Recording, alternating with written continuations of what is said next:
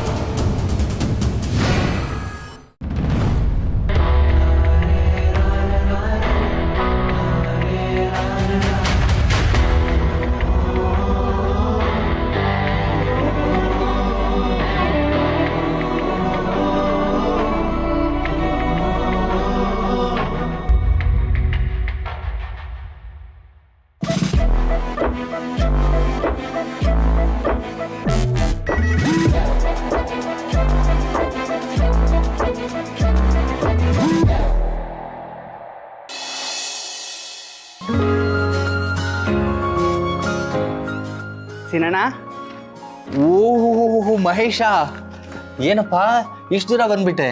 ಚೆನ್ನಾಗಿದ್ಯಾ? ನೀವೇನೋ ರಿಟೈರ್ ಆಗ್ಬಿಟ್ರಿ, ನೋಡಿ ತುಂಬ ದಿನ ಆಗಿತ್ತು ಅಂತ ನಿಮ್ಮನ್ನು ನೋಡ್ಕೊಂಡು ಹೋಗೋಣ ಅಂತ ಬಂದೆ. ಕೆಲಸ ಕೊಡ್ಸಿದ್ರಿ, ಇವತ್ತು ಒಳ್ಳೆ ಸ್ಥಾನದಲ್ಲಿ ಇದ್ದೀನಿ ಸಿನಣ್ಣ. ಗುರುಗಳ ಸ್ಥಾನದಲ್ಲಿ ನಿಂತ್ಕೊಂಡು ತುಂಬಾ ಹೆಲ್ಪ್ ಮಾಡಿದ್ರಿ. ಏ ಅವೆಲ್ಲ ಬೇಡಪ್ಪ, ಅದೆಲ್ಲ ನಿನ್ನ ಶ್ರಮ. ಕುತ್ಕೋಪ. ವೀಣಾ, ಒಂದೆರಡು ಟೀ ಕೊಡಮ್ಮ. ಶೋರೂಮಲ್ಲೆಲ್ಲ ಹೇಗಿದ್ದಾರೆ? ಕೆಲಸ ಎಲ್ಲ ಚೆನ್ನಾಗಿ ನಡೀತಿದ್ಯಾ? ಎಲ್ಲ ಆರಾಮ್ ಸಿನಣ್ಣ. ಅಂದಂಗೆ ನಮ್ಮ ಶೇಖರನ ವಿಷಯ ಅಣ್ಣ ಹಿಂಗಾಗೋಯ್ತು. ಹೌದಪ್ಪ, ಪಾಪ ಅನ್ನಿಸ್ತು. ಆ ಮನೆಯವರೆಲ್ಲ ಎಷ್ಟು ಸಂಕಟ ಅನುಭವಿಸ್ತಿದ್ರೋ ಏನೋ. ಚಿಕ್ಕ ವಯಸ್ಸು ಬೇರೆ, ಜೀವನ ಎಷ್ಟು ಅತಂತ್ರ ಅನ್ನಿಸ್ತಿದೆ ನೋಡು. ಹೌದು ಸಿನಣ್ಣ, ಅವನ ಕುಟುಂಬದ ಖರ್ಚು ವೆಚ್ಚ ಎಲ್ಲ ಹೇಗೆ ನಡೆಯುತ್ತೋ ಏನೋ ಅನ್ನೋದೇ ಚಿಂತೆ ಆಗೋಗಿದೆ. ಮನೇಲಿ ದುಡಿಯೋನು ಅಂತ ಇದ್ದಿದ್ದು ಶೇಖರ ಒಬ್ಬನೇ. ಪಾಪ, ಈ ಸೇವಿಂಗ್ಸ್ ಎಲ್ಲ ಮಾಡ್ಕೊಂಡಿರ್ತೀವಲ್ಲ, ಅದು ದೀರ್ಘಕಾಲ ತನಕ ಬರಲ್ಲಪ್ಪ. ಕುಟುಂಬದ ಹಣಕಾಸಿನ ಭವಿಷ್ಯ ದೃಷ್ಟಿಯಿಂದ ನಾವು ಸರಿಯಾಗಿ ಯೋಚನೆ ಮಾಡೋದು ಒಳ್ಳೆಯದು. ಈ ಟರ್ಮ್ ಲೈಫ್ ಇನ್ಶೂರೆನ್ಸ್ ಅಂತಿದೆ, ಅದನ್ನು ಮಾಡಿಸ್ಕೊಂಡ್ರೆ ಖಂಡಿತ ಕುಟುಂಬಕ್ಕೆ ಸಹಾಯ ಆಗುತ್ತೆ. ಇಂಥ ಸಂದರ್ಭದಲ್ಲಿ ಅದು ಕುಟುಂಬಕ್ಕೆ ಆದಾಯದ ಇನ್ನೊಂದು ಮೂಲ ಆಗಿ ಕೆಲಸ ಮಾಡುತ್ತೆ. ನೀವು ಹೇಳಿದ್ದೇನೋ ಸರಿ ಸಿನಣ್ಣ, ಆದರೆ ಯಾವ ಟರ್ಮ್ ಲೈಫ್ ಇನ್ಶೂರೆನ್ಸ್ ಪ್ಲಾನ್ ಒಳ್ಳೇದು ಅಂತ ಒಬ್ನಿಗೆ ಹೇಗೆ ಗೊತ್ತಾಗುತ್ತೆ? ಸುಲಭ.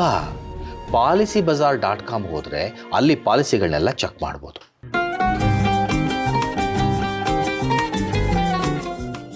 ನೋಡಿಲಿ, ಇಲ್ಲಿ ನಿನಗೆ 20ಕ್ಕಿಂತ ಹೆಚ್ಚು ಇನ್ಶೂರೆನ್ಸ್ ಕಂಪನಿ ಪಾಲಿಸಿಗಳನ್ನ ಚೆಕ್ ಮಾಡ್ಬೋದು. ಅದರಲ್ಲಿ ಟರ್ಮ್ ಲೈಫ್ ಇನ್ಶೂರೆನ್ಸ್ ಪ್ಲಾನ್ನ ಆಯ್ಕೆ ಮಾಡ್ಕೋಬಹುದು. ಇದನ್ನ ಮಾಡೋದಕ್ಕೆ ಜಾಸ್ತಿ ದುಡ್ಡು ಹಿಡಿಯಲ್ಲ, ಸಮಯನೂ ಹಿಡಿಯಲ್ಲ, ಮನೇಲೆ ಕುತ್ಕೊಂಡು ಮಾಡ್ಬೋದು. ಸಿನಣ್ಣ, ನೀವು ಹೇಳ್ತಿರೋದು ನೋಡಿದ್ರೆ ಬಹಳ ಸುಲಭ ಅನಿಸ್ತಾ ಇದೆ ಇದು. ಹೌದಪ್ಪ, ಈ PolicyBazaar.com ತಜ್ಞರು ಯಾವ್ದು ಸ್ಕೀಮ್ ಇದೆ ಅಂತ ವಿವರ ಕೊಡ್ತಾರೆ. ಜೊತೆಗೆ ನಮ್ಮ ಕುಟುಂಬಕ್ಕೆ ಅಗತ್ಯಕ್ಕೆ ಅನುಸಾರ ಯಾವ್ದನ್ನ ಆಯ್ಕೆ ಮಾಡಬೇಕು ಅಂತಲೂ ಅವರು ನಮಗೆ ಹೇಳ್ತಾರೆ. ಅಕಸ್ಮಾತ್ ಏನೋ ಆಯ್ತು, ನಾವು ಪಾಲಿಸಿನ ಕ್ಲೈಮ್ ಮಾಡಬೇಕು ಅಂತ ಸಂದರ್ಭದಲ್ಲಿ ಕುಟುಂಬಕ್ಕೆ ಸಂಪೂರ್ಣ ಸಹಕಾರ ಮತ್ತು ಭರವಸೆಯನ್ನು ಕೊಡ್ತಾರೆ. ಸಿನಣ್ಣ, ಇವತ್ತು ತುಂಬಾನೇ ಮುಖ್ಯವಾದ ಮಾಹಿತಿ ಕೊಟ್ರಿ. ನಾನು ಕೂಡ ನನ್ನ ಕುಟುಂಬದ ಹಣಕಾಸಿನ ಭವಿಷ್ಯದ ಬಗ್ಗೆ ಯೋಚನೆ ಮಾಡ್ತಾ ಇದ್ದೆ. ಖಂಡಿತವಾಗ್ಲೂ ಟರ್ಮ್ ಲೈಫ್ ಇನ್ಶೂರೆನ್ಸ್ನ ನಾನು ತಗೋತೀನಿ. ಅಷ್ಟು ಮಾಡ್ಸಪ್ಪ ಮಹೇಶ, ಆಗ ನಿನಗೂ ನಿನ್ನ ಕುಟುಂಬಕ್ಕೂ ಒಳ್ಳೇದಾಗತ್ತೆ.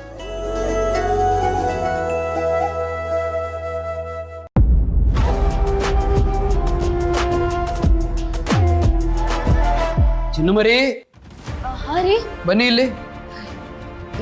ಏನ್ರಿ ನೀವು ಅಡ್ಗೆ ಮಾಡಕ್ಕೆ ಬಿಡ್ತಿಲ್ಲ? ಅಡುಗೆ ಮಾಡೋದು ದಿನ ಇದ್ದೇ ಇರುತ್ತೆ. ಗಂಡ ಮನೇಲಿದ್ದಾನೆ, ರೊಮ್ಯಾಂಟಿಕ್ ಆಗಿರ್ಬೇಕು ಅಂತ ನಿಮಗೆ ಅನ್ಸೋದೇ ಇಲ್ವಾ? Please come. ಅಲ್ಲ ರೀ, ಅಡ್ಗೆ ಮುಗಿಸಿ ಬರ್ತಿದ್ದೆ. ನೋಡಿ, ಮತ್ತೆ ಕೆಲಸದ ಬಗ್ಗೆ ಮಾತಾಡ್ತಾ ಇದ್ದೀರಿ. ಚಿನ್ನುಮರಿ, ಈಗ ನೀವು ನನ್ನ ಜೊತೆ ಡ್ಯಾನ್ಸ್ ಮಾಡಬೇಕು. ಹೇಳಿ, ಯಾವ ಹಾಡಿಗೆ ಡ್ಯಾನ್ಸ್ ಮಾಡೋಣ? ಅರೆ ಚಿನ್ನುಮರಿ, ಯಾಕೆಷ್ಟೊಂದು ಗಾಬರಿ ಆಗ್ತಿದ್ದೀರಿ? ಈ ಮನೇಲಿರೋದು ಬರೀ ನಾವಿಬ್ರೇ ಅಲ್ವಾ? ಹಾ ರೀ, ಇಬ್ರೇನೆ.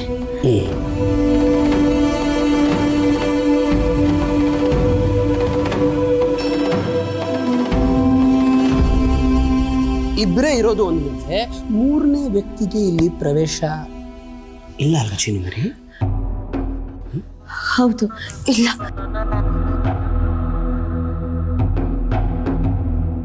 ಮೂರನೇ ವ್ಯಕ್ತಿಗೆ ಪ್ರವೇಶನೇ ಇಲ್ಲ ಅಂದಮೇಲೆ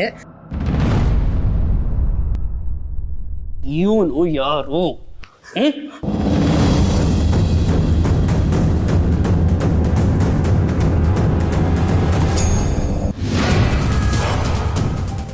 ಸರ್, ಅದು ನಾನು ಹೇಳ್ತೀನಿ ಸರ್. ಉತ್ತರ ಕೊಡಕ್ಕೆ ನೀನು ಯಾರು ಅಲ್ಲ. ನಾನು ಮಾತಾಡ್ತಿರೋದು ನನ್ನ ಹೆಂಡತಿ ಹತ್ರ.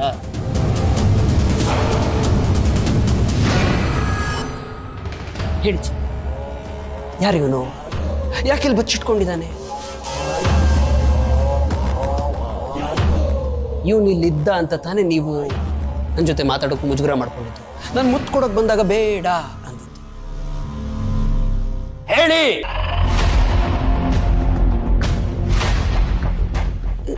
ರೀ, ಅದು ನಿನ್ನೆ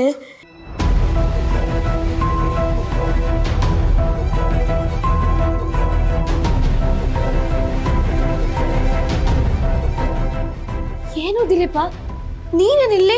ನಾನು ಮಾಡಿಲ್ದಿರೋ ತಪ್ಪಿಗೆ ಪೊಲೀಸರು ನನ್ನ ಹಿಂದೆ ಬಿದ್ದಿದ್ದಾರೆ ಜಾನು. ಅವರಿಂದ ತಪ್ಪಿಸ್ಕೊಂಡ್ ಬರುವಾಗ ನನ್ನ ಕಾಲಕ್ಕೆ ಶೂಟ್ ಮಾಡಿಬಿಟ್ರು. ನೀನು ಇರೋದು ಸೇಫ್ ಅಲ್ಲ ನೋಡು. ಮೊದಲು ನೀನು ಇಲ್ಲಿಂದ ಹೊರಟ್ಬಿಡು. ಜಾನು, ದಯವಿಟ್ಟು ಹಾಗೆ ಮಾತ್ರ ಹೇಳ್ಬೇಡ ಜಾನು, ಪ್ಲೀಸ್ ಜಾನು. ಈಗ ನಾನೇನಾದ್ರೂ ಆಚೆ ಹೋದ್ರೆ ನನ್ನ ಜೀವನ ಹಾಳಾಗೋಗ್ಬಿಡುತ್ತೆ. ಇವತ್ತೊಂದು ದಿನ ರಾತ್ರಿ ಇಲ್ಲಿರೋದಕ್ಕೆ ಅವಕಾಶ ಮಾಡಿಕೊಡು ಜಾನು. ಅದಕ್ಕೆ ನಂದೇನೂ ತಪ್ಪಿಲ್ಲ, ನಾನು ಏನೂ ಮಾಡಿಲ್ಲ. ಇವತ್ತೊಂದು ದಿನ ಇಲ್ಲ ಇರೋದಕ್ಕೆ ಅವಕಾಶ ಮಾಡಿಕೊಡು ಅಂತ ರಿಕ್ವೆಸ್ಟ್ ಮಾಡ್ಕೊಂಡ, ಅದಕ್ಕೆ ಇಲ್ಲೇ ಇರಿಸ್ಕೊಂಡೆ ಅಷ್ಟೇ. ಪ್ಲೀಸ್ ರೀ. ಸರ್, ಹೌದು ಸರ್, ಇದ್ರಲ್ಲಿ ಜಾನ್ವಿದೇನೋ ತಪ್ಪಿಲ್ಲ ಸರ್. ನಿನ್ನೆ ನಾನು ಇದ್ದಿದ್ದ ಪರಿಸ್ಥಿತಿಲಿ ಹೊರಗಡೆ ಹೋಗೋಕ್ಕಾಗಲ್ಲ ಅಂತ ಇವತ್ತೊಂದು ನಾನು ಉಳ್ಕೋಬೋದು ಅಂತ ನಾನೇ ಜಾನ್ವಿನ ಕೇಳ್ಕೊಂಡೆ ಸರ್. ನಿಮಗೇನು ತೊಂದರೆ ಕೊಡಲ್ಲ ಸರ್. ನನ್ನಿಂದ ಏನಾದರೂ ತಪ್ಪಾಗಿದ್ರೆ ದಯವಿಟ್ಟು ಕ್ಷಮಿಸ್ಬಿಡಿ. ನಾನು ಈಗಲೇ ಹೊರಟೋಗ್ತೀನಿ. ಇಲ್ಲಿಂದ ಯಾರೂ ಹೊರಗೆ ಹೋಗೋ ಹಾಗೆ ಇಲ್ಲ. ರೀ ಇದರಲ್ಲಿ ನಂದೇನೂ ತಪ್ಪಿಲ್ಲ ರೀ. ಅದು ಅವನಿಗೆ ಸಹಾಯ ಮಾಡಿದೆ ಅಷ್ಟೇ. ಪ್ಲೀಸ್ ರೀ, ನಂದೇನೂ ತಪ್ಪಿಲ್ಲ. ಸರ್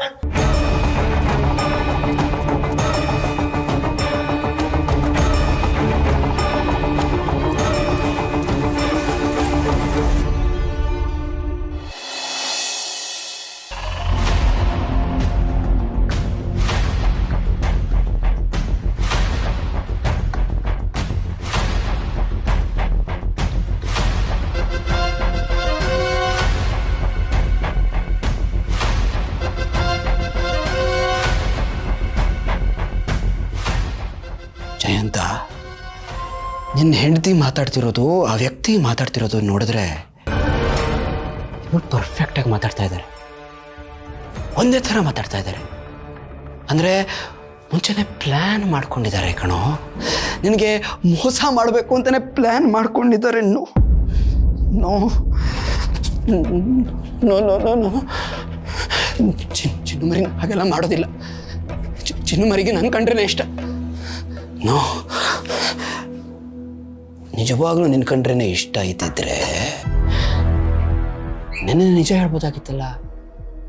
ರೀ, ನಮ್ಮ ಮನೆಗೆ ನನಗೆ ಗೊತ್ತಿರೋ ವ್ಯಕ್ತಿ ಯಾರೋ ಬಂದಿದ್ದಾರೆ, ತುಂಬ ಕಷ್ಟದಲ್ಲಿದ್ದಾರೆ ರೀ, ಸ್ವಲ್ಪ ಹೆಲ್ಪ್ ಮಾಡಿ ಅಂತ ಕೇಳ್ಬೋದಾಗಿತ್ತಲ್ಲ. ಕೇಳಲಿಲ್ವಲ್ಲ ಜಯಂತ. ಹಾಗಾದರೆ ನಿನ್ನ ಹೆಂಡತಿಗೂ ಆ ವ್ಯಕ್ತಿಗೂ ಏನಾದರೂ ಸಂಬಂಧ ಇದೆಯಾ?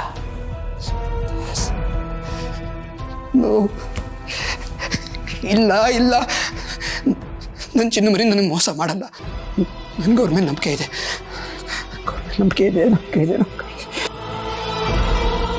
ಅವ್ರು ನಿಜಾನೇ ಹೇಳಿರ್ಬೋದು. ಅವ್ರ ಫ್ರೆಂಡ್ ನಿಜವಾಗ್ಲೂ ಕಷ್ಟದಲ್ಲೇ ಇರ್ಬೋದು.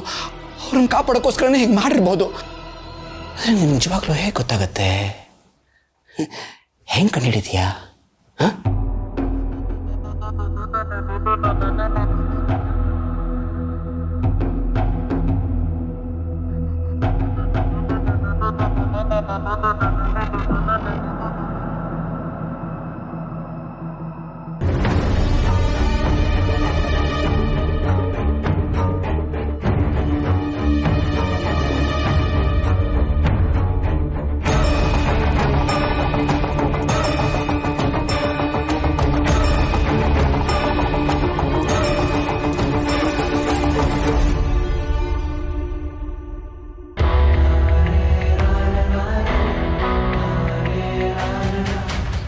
ನನ್ನ ಚಿನ್ನುಮರಿ ನನ್ನ ಹತ್ರ ನಿಜಾನೇ ಹೇಳಿದ್ದಾರೆ. ನನ್ನ ಹತ್ರ ಸುಳ್ಳು ಹೇಳಿಲ್ಲ.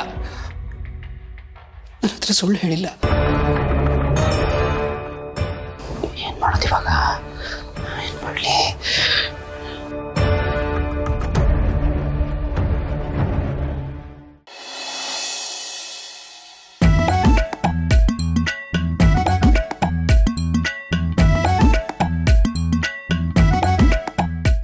ಏನಿವತ್ತು ಯಜಮಾನ್ರು ಕಟ್ತಾ ಇರೋ ತಮ್ಮ ಮನೆನೇ ತಲೆ ಮೇಲೆ ಬಿದ್ದ ಕುತ್ಕೊಂಡಿದ್ದೀರಾ? ಏನಾಯ್ತು? ಹೌದು ಕಣೆ, ಮನೆ ಕಟ್ಸೋದಕ್ಕೆ ಶುರು ಮಾಡಿದ್ಮೇಲೆ ಒಂದಲ್ಲ ಒಂದು ಸಮಸ್ಯೆ ಬಂದು ವಕ್ರಿಸ್ಕೊಳ್ತಾನೇ ಇದೆ. ಅಂಥದ್ದೇನ್ರಿ ಆಯಿತು ಈಗ? ಮತ್ತೆ ಏನಾದರೂ ಹೊಸ ಸಮಸ್ಯೆನಾ? ಇನ್ನೇನೆ, ಅದೇ ಹಳೆ ಸಮಸ್ಯೆನೇ. ನಾನು ಕಷ್ಟಪಟ್ಟು ಕೂಡಿಟ್ಟಿದ್ದ ದುಡ್ಡನ್ನ ಅವನು ಯಾವನೋ ಎತ್ಕೊಂಡು ಹೋದ. ಈಗ ಸಾಲ ಆಗಿಲ್ಲ ಅಂತ ಮಾಡಿ ಕಷ್ಟಪಟ್ಟು ಮನೆ ಕಟ್ತಾ ಇದ್ದೀನಲ್ವಾ. ಮೊನ್ನೆ ಯಾರೋ ರೌಡಿಗಳು ಬಂದು ಅಷ್ಟೆಲ್ಲ ಗಲಾಟೆ ಮಾಡಿ ಆ ವಿಷಯ ಸಿದ್ದೇಗೌಡ್ರಿಗೆ ಗೊತ್ತಾಗೋ ಥರ ಆಯ್ತು. ಒಂದ ಎರಡ ಮನೆ ಕಟ್ಟೋದಕ್ಕೆ ದುಡ್ಡೇ ಸಾಕಾಗ್ತಿಲ್ಲ ಕಣೆ. ಏನು ಮಾಡೋದು ಗೊತ್ತಾಗ್ತದೆ. ಅದಕ್ಕೇನೆ ತಾನೊಂದು ಬಗೆದರೆ ದೈವ ಒಂದು ಬಗೆದಂತೆ ಅಂತ ದೊಡ್ಡವರು ಸುಮ್ಮನೆ ಹೇಳಿದ್ದಲ್ಲ. ಒಂದು ದಿನನಾದರೂ ನಿಮ್ಮ ಕೈಲಾದಷ್ಟು ಯಾರೋ ಒಬ್ರಿಗೆ ಒಂದಿಷ್ಟು ಮನಸ್ಫೂರ್ತಿಯಾಗಿ ಸಹಾಯ ಅಂತ ಮಾಡಿದ್ದೀರಾ ನೀವು? ಇಲ್ಲ. ಇಷ್ಟರ ಮೇಲೆ ನಿಮ್ಮ ಮಾತುಗಳಿಂದ ಎಲ್ಲರನ್ನೂ ಚುಚ್ಚುತ್ತೀರಾ ಬೇರೆ. ಅದಕ್ಕೆ ದೇವ್ರೀಗ ಸಂದರ್ಭ ನೋಡಿ ನಿಮ್ಮನ್ನು ಚುಚ್ಚುತ್ತಾ ಇದ್ದಾನೆ. ಇಷ್ಟೆಲ್ಲ ನೋಡಿದ್ರಿ ತಾನೆ, ಇನ್ಮೇಲಾದರೂ ನಿಮ್ಮಿಂದ ಒಳ್ಳೇದು ಮಾಡೋಕ್ಕಾಗದಿದ್ರೂ ಪರವಾಗಿಲ್ಲ, ಕೆಟ್ಟದನ್ನಂತೂ ಮಾಡಬೇಡಿ. ಆವಾಗ ನಿಮಗೂ ಒಳ್ಳೆಯದೇ ಆಗುತ್ತೆ. ಏನ ನೀನು ಕಷ್ಟದಲ್ಲಿದ್ದೀನಿ ಕನಿಕರ ತೋರಿಸೋದ್ರೆ ದೊಡ್ಡ ಸಮಾಜ ಸುಧಾರಕೆ ಥರ ಭಾಷಣ ಮಾಡ್ತಿದ್ದೀಯ. ನೀನು ಸುಮ್ಮನೆ ಈ ಪಾತ್ರೆ ತೊಳೆಯೋಕ್ಕೆ ಲಾಯಕ್. ಹೋಗು ಪಾತ್ರೆ ತೊಳೆ. ಹೌದಾ? ನಾಳೆಯಿಂದ ನಿಮ್ಮ ತಟ್ಟೆಗಳನ್ನ ನೀವೇ ತೊಳ್ಕೊಳ್ಳಿ. ಬಿಟ್ರೆ ನಾನು ಪಾತ್ರೆ ತೊಳೆಯೋಕ್ಕೆ ಹಾಕ್ಬಿಡ್ತಾಳೆ. ಬರೀ ನಾನು ದೂರದೇ ಆಗೋದು.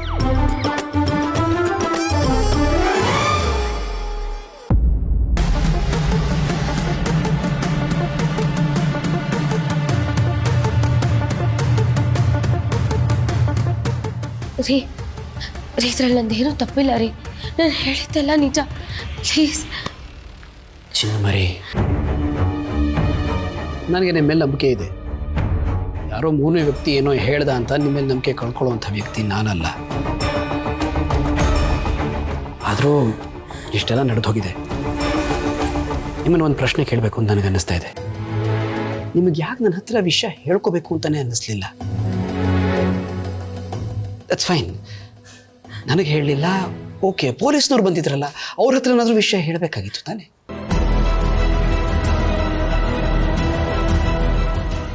ಸರ್ ಇದಕ್ಕೆಲ್ಲ ನಾನು ಕಾರಣ ಸರ್. ಅವ್ರು ನಿಮಗೆ ಹೇಳಬೇಕು ಅಂತಲೇ ಇದ್ರು. ನಿಮಗೆ ಗೊತ್ತಾದರೆ ಎಲ್ಲಿ ಪೊಲೀಸವ್ರಿಗೆ ಇನ್ಫಾರ್ಮ್ ಮಾಡಿಬಿಡ್ತೀರಾ ಅಂತ ಹೇಳಬೇಡ ಅಂತ ನಾನೇ ರಿಕ್ವೆಸ್ಟ್ ಮಾಡಿಕೊಂಡೆ. ಇದರಲ್ಲಿ ಜಾನ್ವಿ ಅವ್ರದ್ದೇನು ತಪ್ಪಿಲ್ಲ ಸರ್, ಇದಕ್ಕೆ ನಾನು ಕಾರಣ. ದಯವಿಟ್ಟು ಜಾನ್ವಿ ಅವ್ರಿಗೇನು ಮಾಡಬೇಡಿ ಸರ್. ಇದರಲ್ಲಿ ಅವ್ರದ್ದೇನು ತಪ್ಪಿಲ್ಲ ಅಂತ ನಾನು ನಿನ್ನ ಹತ್ರ ಕೇಳಿ ತಿಳ್ಕೊಬೇಕಾಗಿಲ್ಲ. ಇಷ್ಟೆಲ್ಲ ವಿಷಯ ನಡೆದೋಗಿದೆ ಚಿನ್ನಮರಿ. ಆದರೂ ನಿಮಗೆ ನನ್ನ ಹತ್ರ ಒಂದ್ಸಲಿ ವಿಷಯ ಹೇಳಬೇಕು ಅಂತ ಯಾಕೆ ಅನ್ನಿಸ್ಲಿಲ್ಲ? ರೀ ಹೇಳಿದ್ನಲ್ಲ ರೀ ಆಗಲೇ, ನಂದೇನು ತಪ್ಪಿಲ್ಲ, ಪೊಲೀಸವ್ರು ಬಂದರೆ ನನ್ನ ಹಿಡ್ಕೊಂಡು ಹೋಗ್ತಾರೆ, ಪ್ಲೀಸ್ ಸಹಾಯ ಮಾಡು ಅಂತ ನನ್ನ ಹತ್ರ ಬೇಡ್ಕೊಂಡ. ಓಕೆ, ರೀಸೆಂಟಾಗಿ ಕೆಲಸ ಸಿಕ್ಕಿದೆಯಂತೆ. ಇದರಿಂದ ತೊಂದರೆ ಆದರೆ ಇಡೀ ಜೀವನ ಹಾಳಾಗುತ್ತೆ, ನನ್ನ ಮೇಲೆ ಎಲ್ಲರೂ ನಂಬಿಕೆ ಕಳ್ಕೊತಾರೆ ಅಂತ ಕೇಳ್ಕೊಂಡ ರೀ. ಅದಕ್ಕೆ ಅವನಿಗೆ ಸಹಾಯ ಮಾಡೋದಕ್ಕೆ ಅಂತ ಹೀಗೆ ಮಾಡಿದೆ ಅಷ್ಟೇ ರೀ. ಇದನ್ನೆಲ್ಲ ಅವನೇ ನಿಮಗೆ ಹೇಳ್ದ, ನೀವು ಅವನನ್ನು ನಂಬಿಟ್ರಿ. ಅಂದರೆ ನಿಮಗೆ ಅವನ ಮೇಲೆ ನಂಬಿಕೆ ಇದೆ, ಆದರೆ ನನ್ನ ಮೇಲೆ ನಂಬಿಕೆ ಇಲ್ಲ. ನಾನು ನಿಮಗೆ ಸಹಾಯ ಮಾಡ್ತೀನಿ ಅಂತ ನಿಮಗೆ ಯಾಕೆ ಅನ್ನಿಸ್ತಿಲ್ಲ ಚಿನ್ನಮರಿ? ಯಾಕೆ ನನ್ನ ಹತ್ರ ವಿಷಯ ಹೇಳಲಿಲ್ಲ ನೀವು? ಸರ್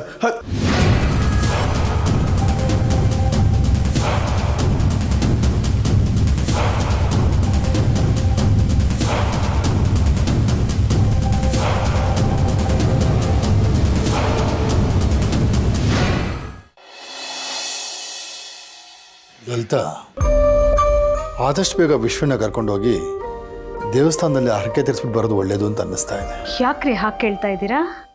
ಮದುವೆ ವಿಷಯದಲ್ಲಿ ತುಂಬ ವಿಳಂಬ ಆಗ್ತಾ ಇದೆ. ಹರಕೆ ತೀರಿಸ್ತಾ ಇರೋದ್ರಿಂದ ಹೀಗಾಗ್ತಾ ಇದೆ ಅಂತ ನನಗೆ ಅನ್ನಿಸ್ತಾ ಇದೆ. ಆದಷ್ಟು ಬೇಗ ಹೋಗಿ ಹರಕೆ ತೀರಿಸೋದು ಒಳ್ಳೇದು. ಹೌದು ರೀ, ಯಾಕೋ ನನಗೂ ಹಾಗೆ ಅನ್ನಿಸ್ತಾ ಇದೆ. ನಾವು ಇಷ್ಟೆಲ್ಲ ಪ್ರಯತ್ನ ಪಡ್ತಾ ಇದ್ರು ಯಾಕೋ ವಿಶ್ವನ್ಗೆ ತನ್ನ ಮೇಲೆ ಮನಸ್ಸೇ ಆಗ್ತಾ ಇಲ್ಲ.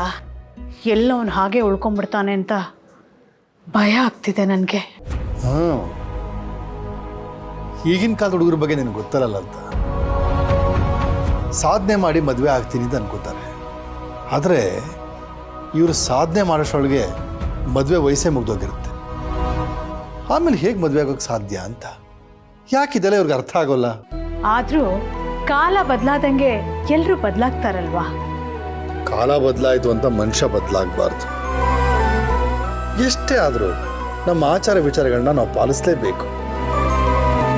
ಈಗ ಅದೇನೋ ಸೋಷಿಯಲ್ ಮೀಡಿಯಾ, ಸಿನಿಮಾ, ಆಳು ಮೂಳು ಎಲ್ಲ ಬಂದು ನಾವು ಅಂದ್ಕೊಂಡಿದ್ದೆ ನಾವು ಮಾಡಿದ್ದೆ ಸರಿ ಅನ್ಕೊಂಡ್ಬಿಟ್ಟಿದ್ದಾರೆ. ಇವ್ರಿಗೆಲ್ಲ ಯಾರು ಬುದ್ಧಿ ಹೇಳ್ತಾರೋ ಏನೋ.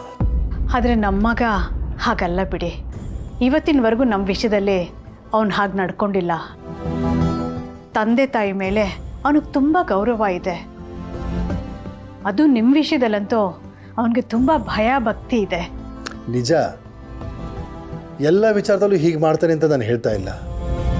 ಆದರೆ ಮದುವೆ ವಿಚಾರ ಬಂದಾಗ ಹಿಂದೇಟಾಗ್ತಿದ್ದಾನೆ. ತನ್ನ ಮದುವೆ ಆಗು ಅಂದರೆ ನನಗೆ ಅವಳ ಮೇಲೆ ಅಂಥ ಭಾವನೆ ಇಲ್ಲ ಅಂತಾನೆ. ಇದಕ್ಕೆ ನೀನೇನು ಹೇಳ್ತೀಯ? ಹೋಗಲಿ ಬಿಡಿ, ಅವನಿಗೂ ಸ್ವಲ್ಪ ಸಮಯ ಕೊಡೋಣ, ಸರಿ ಹೋಗ್ತಾನೆ.